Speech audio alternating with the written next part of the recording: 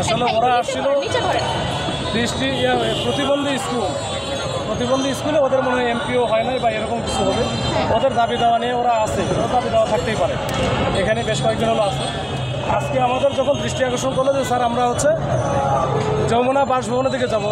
কেন যাবো? বলে আমাদের দাবি দেওয়া আদায়ের জন্য। ওইখানে যাওয়া যাবে না, তোমরা থাকো, তোমরা এটা কাজ করো, এটা প্রতিনিধি দাও, দল আমি পাঠাই, তাহলে তোমরা তোমাদের মেসেজটা জায়গার মতো যেন পৌঁছাতে পারো। এটা সমাজ কল্যাণ মন্ত্রণালয়ের আন্ডারে পড়ছে, আমরা সমাজ কল্যাণ মন্ত্রণালয়ে পাঠাই দিই।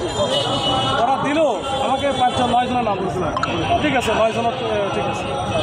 এরপরে দেখি হুট করে তারা চলে গেল, ওইখানে কোনোভাবে কথা শোনা না, 2 রাস্তায় বন্ধ করে যেটা অল্প কিছু লোকজন এখন এক রাস্তার এক পাশে বন্ধ করলে তাও হয়, এখানে 2 রাস্তা পুরোপুরি বন্ধ করছে, আপনারা সবাই দেখছেন। এটার পরে আমরা কি করবো, আমরা আস্তে আস্তে তাদেরকে অনেক বোঝানোর চেষ্টা করলাম। আধা ঘন্টার মতো তারা ওখানে ছিল, তাও কিছু বলে না।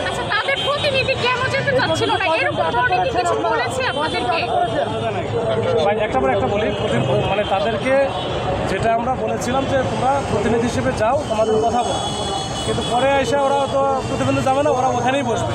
মানে এদের মাথার ভিতরে একটাই ধারণা যে রাস্তার ভিতরে দাঁড়ালেই বা রাস্তা বন্ধ করলেই তাদের দাবি দেওয়া আদায় হবে। এই হচ্ছে তাদের মাথার ভিতরে সেট করা। এখান থেকে কেউ বেরোতে পারতেছে না।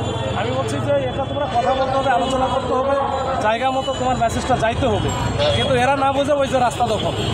এইখান থেকে আমরা আস্তে আস্তে তাদেরকে সরাইছি।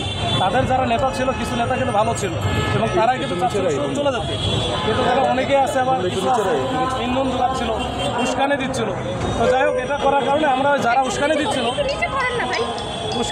তাদেরকে আমরা একটু সাইড করছিলাম, ওদেরকে বলে রাখছি, ওরা ছেড়ে দেওয়া হয়েছে, এখন আর কেউ আটক নাই। ঠিক আছে, ঠিক আছে মাসুদ ভাই। হ্যাঁ হ্যাঁ হ্যাঁ হ্যাঁ মেয়ে যেটা কি